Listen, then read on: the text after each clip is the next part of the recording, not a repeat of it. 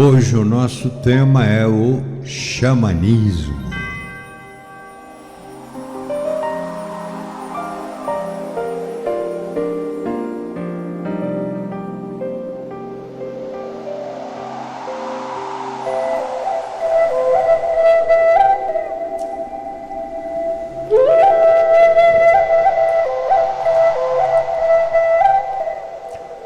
Xamanismo é um fenômeno religioso complexo que faz parte da história geral das religiões. Engloba um sistema de magia usado por povos naturais e é uma religião baseada em mitos, religião primitiva dos fineses, turcomanos, tártaros e samoiedos, principalmente podendo-se falar em xamanismo siberiano-russo, asiático central, australiano, indiano, turco, indonésio, oceânico, altaico, germânico, finlandês, chinês, ártico, babilônico e americano.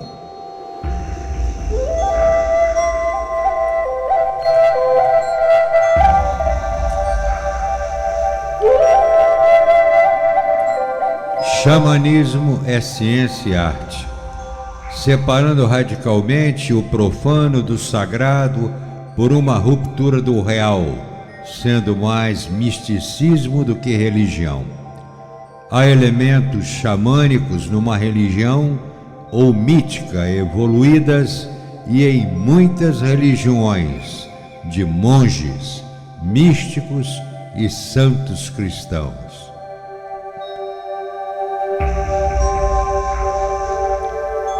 Não há xamanismo puro, isento de influências outras.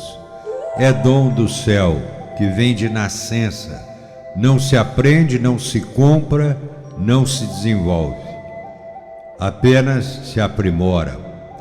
Por ser transmitido hereditariamente ou otorgado pelos espíritos, mas o melhor mesmo é quando resulta da vocação, eleição espontânea. Pode vir ou ser buscado pela vontade do futuro xamã ou por decisão de clã, sendo que ambas as formas coexistem.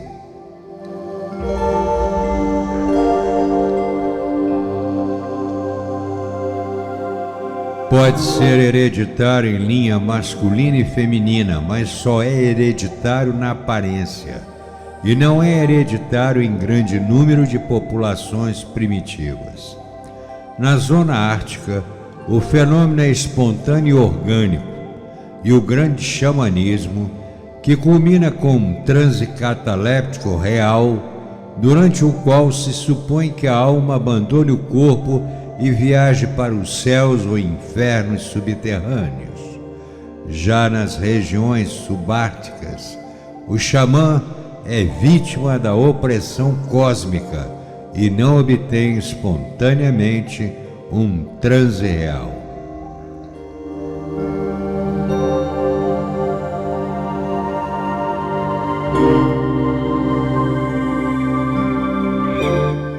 É fenômeno de origem ártica, o que não significa que resulte da fraqueza nervosa das populações que vivem perto do polo, nem das epidemias específicas do norte, a partir de uma certa latitude.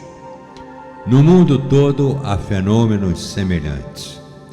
O xamanismo decaiu nas regiões árticas e na Ásia Central os ritos tornaram-se híbridos, o significado foi sendo alterado, influências estrangeiras se fizeram sentir.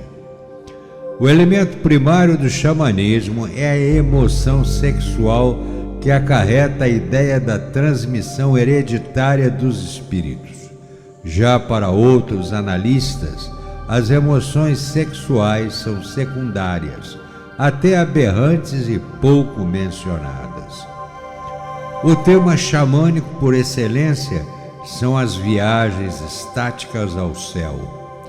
O xamanismo sul-americano atual conhece mal o significado celeste dos cristais de rocha, da magia oceânica.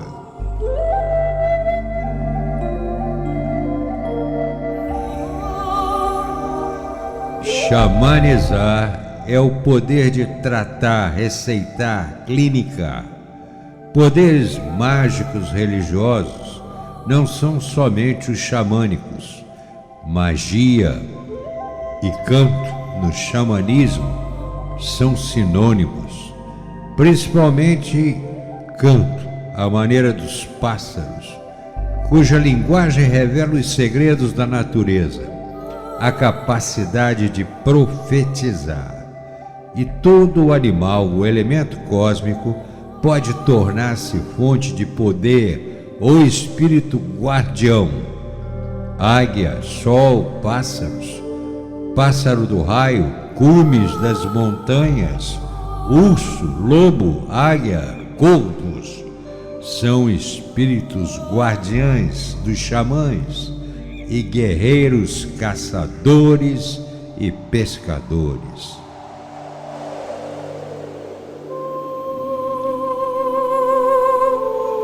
A origem divina dos poderes medicinais é atestada por numerosas populações arcaicas. O poder pode vir do espírito da noite, que está em toda parte e não tem nome. Seus mensageiros são a águia e o mocho. Ao dar esse poder, o espírito da noite dá ao xamã que procure o auxílio da águia, mocho, gamo, antílope, urso, pássaros. Para alguns, embora decantado em lendas, o coiote não é fonte de poder.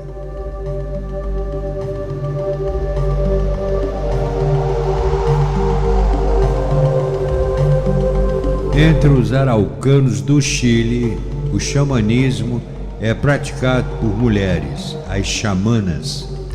O recém-nascido simboliza a abolição do tempo profano e a volta aos tempos míticos, o tempo do sonho.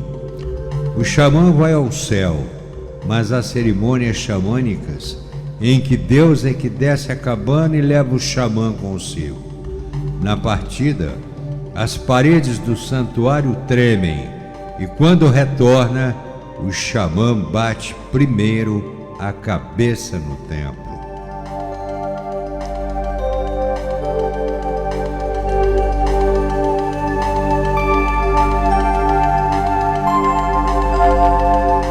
Há sociedades secretas xamanizadas, cujo objetivo é restaurar o caminho da terra ao céu, abominando a decadência atual da humanidade. Restauração dos tempos míticos do início, traços específicos do xamanismo, técnicas de êxtase, viagem mística ao céu, descida aos infernos, diálogo com Deus e seres semidivinos, levitação, voo, viagens místicas.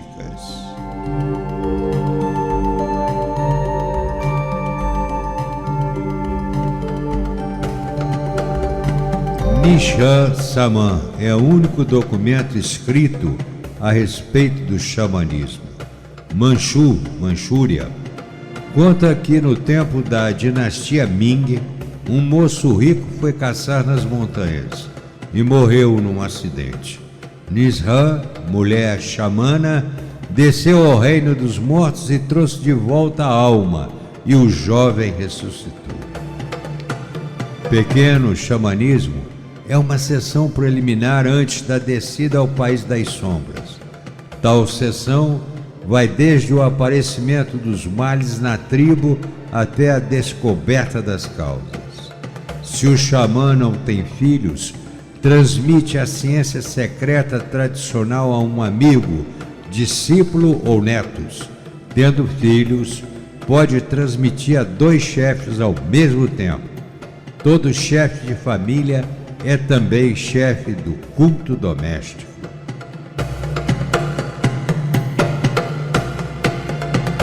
Herdar o dom significa herdar os espíritos disponíveis após a morte do xamã. Muitos renunciam à profissão se não são reconhecidos dignos pelo clã. A pessoa já nasce xamã. A experiência estática e a experiência religiosa mais exposta às aberrações e desfigurações. O raio indica a origem celeste dos poderes xamânicos. Uma pessoa pode desenvolver disposições mágico-religiosas para se defender dos contratempos, mal olhada e etc. Aprenderam técnicas elementares tradicionais, sem que venha a se tornar xamã.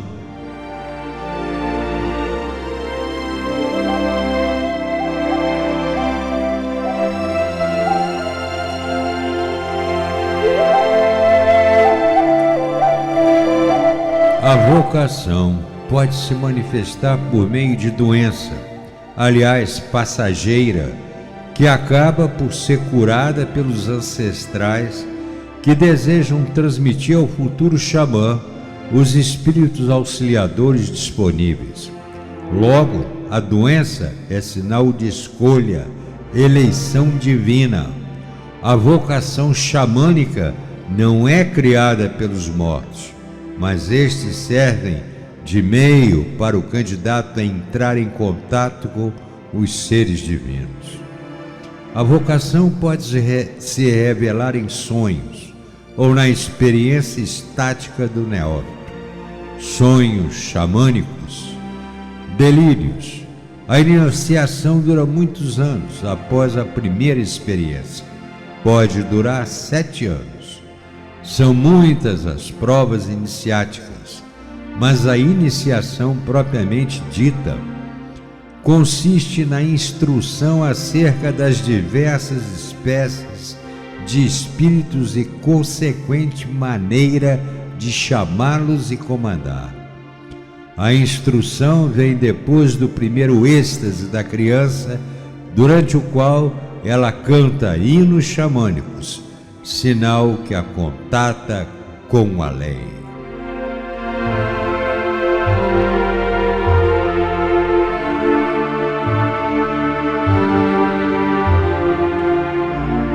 Quando o candidato volta em período de silêncio, que é quando se completa a iniciação pelos espíritos, geralmente de ancestrais, que em sonhos levam o neófito ao inferno, aos palácios dos deuses. Um velho xamã faz indignações ao jovem, que assim fica furioso, e finalmente dia qual dos xamãs deverá preparar a cerimônia de iniciação e consagração. Xamanismo voluntário é considerado inferior. O neófito se esforça para fortificar seu corpo e aperfeiçoar suas qualidades intelectuais, recebendo instrução teórica e prática muito complicada. A iniciação deste é longa. O neófito aprende genealógica e tradições do clã, mitologia, vocabulário xamanista. O mestre iniciático, um instrutor, é o pai xamã ou xamã pai, que dá ao candidato condições de transformar a experiência estática inicial e passageira em experiência ou capacidade permanente. Durante visões proféticas, o candidato tem sua alma levada pelos espíritos para o Ocidente ou para o Oriente.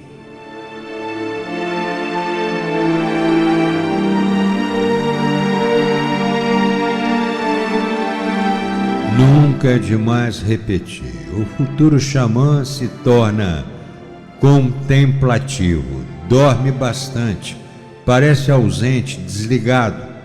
Isso é prelúdio de vida nova. Às vezes não há doença, apenas mudança de conduta. Esses são os primeiros sinais da vocação mística em todas as religiões.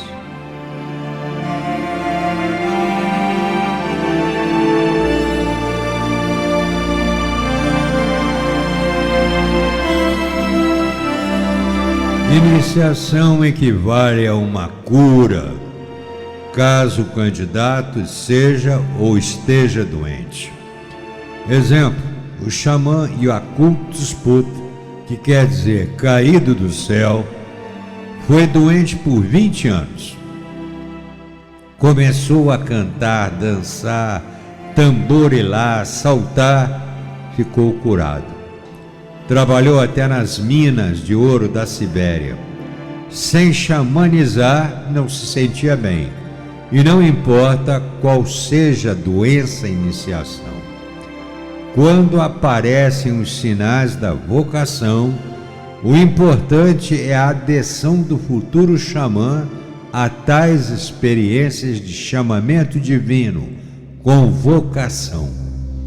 São extremamente variadas as cerimônias, lendas e crenças iniciáticas. No decorrer da iniciação, o xamã aprende a linguagem secreta que usará nas sessões futuras. Tanto pode aprender com o mestre como por si mesmo, diretamente dos espíritos. Esses dois métodos coexistem entre os esquimós, por exemplo.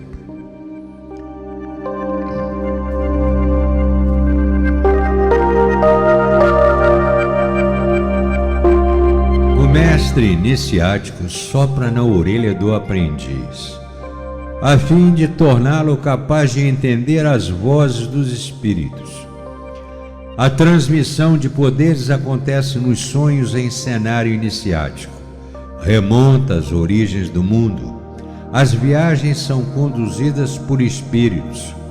Em sonhos é que o xamã aprende a entrever a vida sagrada por excelência, o relacionamento com a divindade, a abolição do tempo histórico e o retorno aos tempos míticos, o que permite ao xamã a maravilha de assistir ao começo do mundo e se tornar contemporâneo da cosmogonia e revelações míticas primordiais. A sublime aurora do tempo que citamos no início. A iniciação tribal se conclui com a obtenção de um espírito guardião. Na América do Norte, a iniciação é voluntária. Na Ásia, imposta pelos espíritos. Na América do Norte, o candidato busca a solidão. Iniciação dos tungus transbalcânicos, suleste da Europa. A crença escolhida educada para ser xamã. Aprender a interpretar sonhos e fazer adivinhações. Momento mais dramático. Em êxtase, descrever os animais que lhes serão enviados pelos espíritos a fim de ser feito o traje xamânico, empregando as peles deles. Tungus manchus, em sua iniciação, põe diante da casa 2 turô, árvores, sem galhos grossos, ligados por 5, 7 ou 9 travessas de madeira. O xamã usa um traje repleto de símbolos cósmicos e itinerários metapsíquicos. No inverno, o traje é usado sobre uma camisa ou túnica, no verão, diretamente sobre o corpo, ou ainda o busto nu, um cinturão, barrete e tambor. Sem o barrete, o turbante ou pano ao redor da cabeça, não existe a menor possibilidade de xamanizar. O candidato deve ver em sonhos o lugar onde está seu futuro traje e ir procurá-lo. O traje só é envergado depois de muitos preparativos às vésperas do transe xamânico. Muitas vezes a veste era comprada dos pais do falecido xamã e o preço era um cavalo. Nunca o traje podia deixar o clã por estar impregnado pelos espíritos, e jamais deveria ser vestido por quem não os soubesse comandar, a fim de que tais espíritos não viessem a atormentar a aldeia toda. O traje se torna impróprio se serviu para tratar de um doente e este morreu.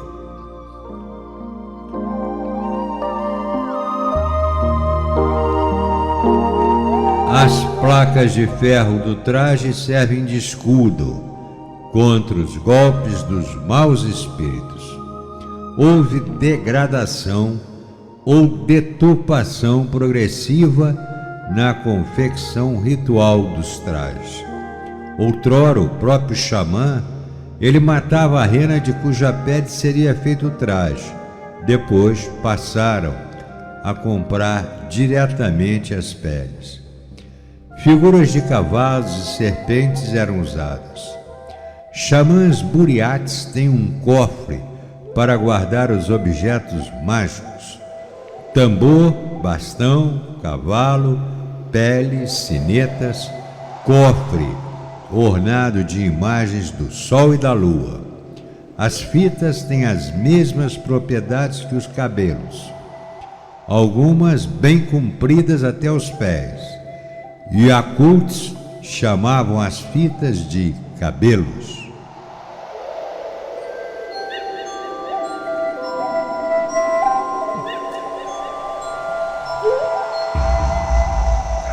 O valor mágico religioso das serpentes foi substituído pelo valor mágico religioso dos cabelos, que, principalmente longos, têm força concentrada, como é preciso para feiticeiros, xamãs, reis e heróis. Figuras de gaivota e cisne simbolizam a imersão do xamã no inferno submarino, segundo crença do norte da Sibéria. O barrete é a parte mais importante do traje xamânico, pois ele encobre grande parte de seus poderes. Xamanizar sem barrete é estar desprovido de poder verdadeiro em certas regiões. O barrete mocho marrom não pode ser usado pelo xamã imediatamente após a consagração. Os espíritos é que revelam quando o barrete e outras insígnias e ornatos podem ser usados sem perigo para o novo xamã. O traje xamânico tende a prover o xamã de um novo corpo mágico em forma de animal. O xamã é um pássaro, na medida em que tem acesso às regiões superiores. O mesmo se diga quando a máscara o transforma em ave ou outro animal. São relações místicas entre o homem e caça, não exatamente totemismo tribal, mas um pouco de totemismo individual, em que o totem é considerado espírito tutelar, sem relações de parentesco nem hereditariedade.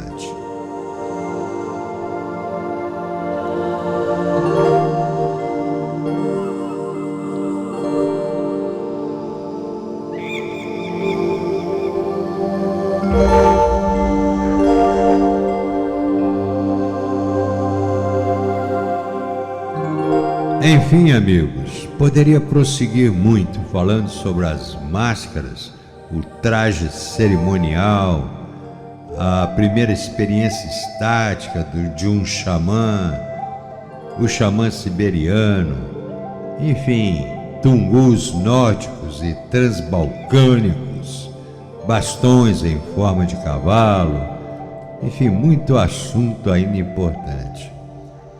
A verdade é o seguinte: o xamã morre e ressuscita periodicamente.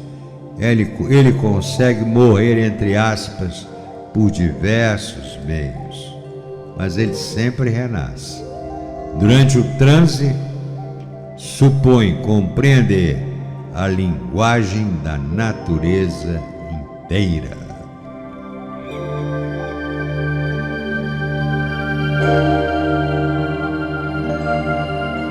Finalmente, quando reza, o xamã o faz com humildade e fé.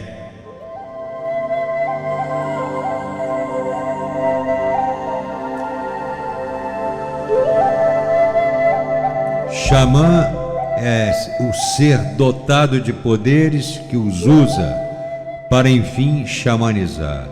É o xamanismo em que engloba esses mistérios que em êxtase e transes vão buscar resgate para as almas fugitivas e cura para o mal do corpo ou mente. Xamã é simples homem, mas 1000 vidas manobrem sua vida que é fremente.